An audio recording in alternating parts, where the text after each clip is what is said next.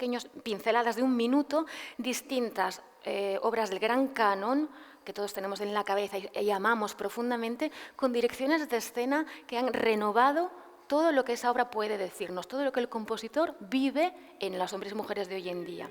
Y empezamos con una bohème que yo vi hace 2 años en Berlín.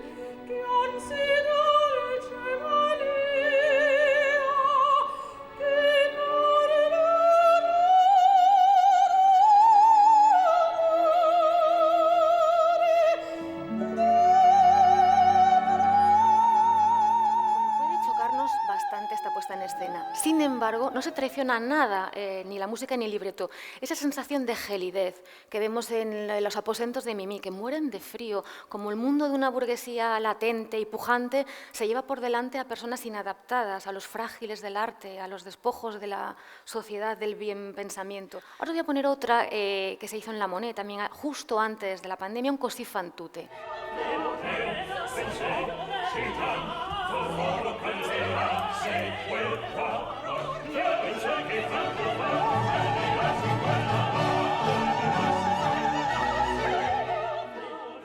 Por último, os quería hablar de la última, también es un minuto, es una que se hizo Covid fan tutte, es la ópera que más descargas ha tenido el año pasado, se hizo evidentemente con este nombre en estos términos, se hizo en Finlandia y es una dramaturgia de una de las autoras allí más conocidas, Lina Lindgren, que hace una dramaturgia previa y es toda la ópera haciendo una lectura satírica, un poco en sentido blanco.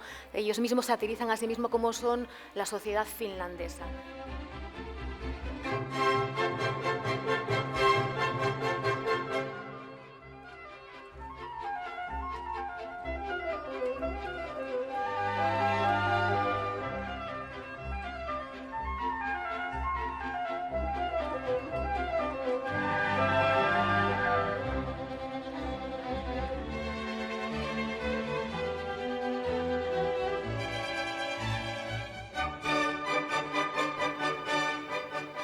Mes ailes sont, les mes ailes sont, mes ailes sont, mes ailes sont, les mes ailes sont,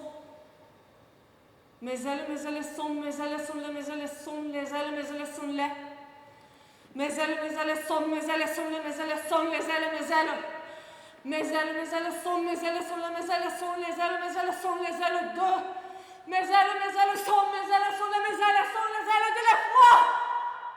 Veo ojos conocidos, porque caras, no os pongo caras, pero veo que os he conocido el otro día, así que ya entramos directamente. Y entramos ya, si os parece, de lleno. Esta obra es obra de un compositor que es muy conocido, que es Ligeti, es un autor húngaro, bueno, es un autor que cuando él nació, es un autor que nació en 1923. Esto es el gran macabro, va a acabar el mundo. Y así es como empezamos en esta obra. Este es la obertura, él se ríe un poco, hace una alegoría caricaturesca de las oberturas del inicio de las óperas. Y aquí vamos a empezar una obertura, pues no con los temas que vamos a encontrar en la ópera, como harían al uso muchos compositores al uso, sino lo que va a hacer son claxones, va a hacer una alusión al sistema dodecafónico del que se ríe un poco, son claxones, son sirenas de barcos, son cajas de música, son timbres, y así es como vamos a comenzar esta obra del fin del mundo.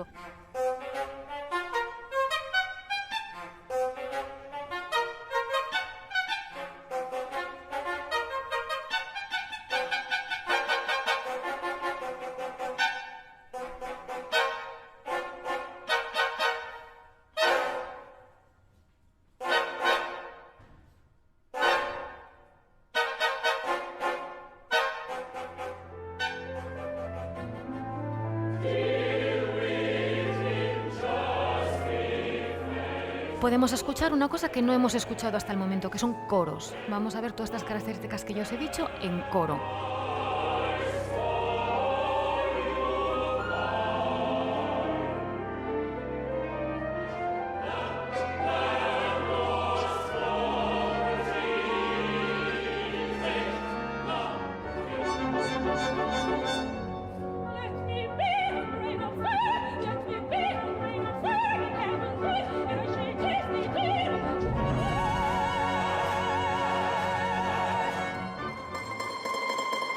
Y aquí tenemos una dramaturgia que es la que nos da la escena. Esto se ha hecho en el Salón de los Mirals, de los espejos del Liceo, pero ella nos da la escena con su canto. Ella ha sido una cantante lírica, es muy mayor ahora, es un 20 minutos, vamos a ver uno, pero nos damos por entendidos que no ha tenido hijos y que tiene sobrinos que la quieren llevar a una residencia y quedarse con la casa.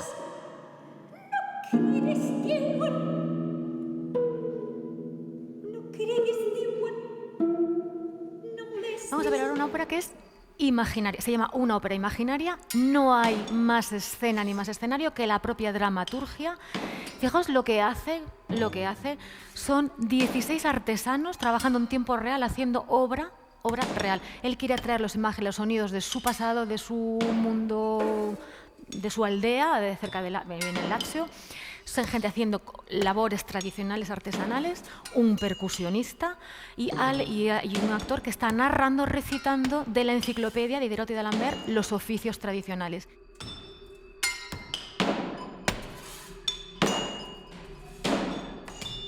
Gracias de corazón también, pues como el primer día, para la Fundación, por habernos cedido este marco para vosotros y para mí, y sobre todo gracias a vosotros, porque cuando se dan muchas conferencias, pues el público es muy importante y generáis, os lo agradezco de corazón, la atención que habéis tenido. Muchas gracias y gracias por todo.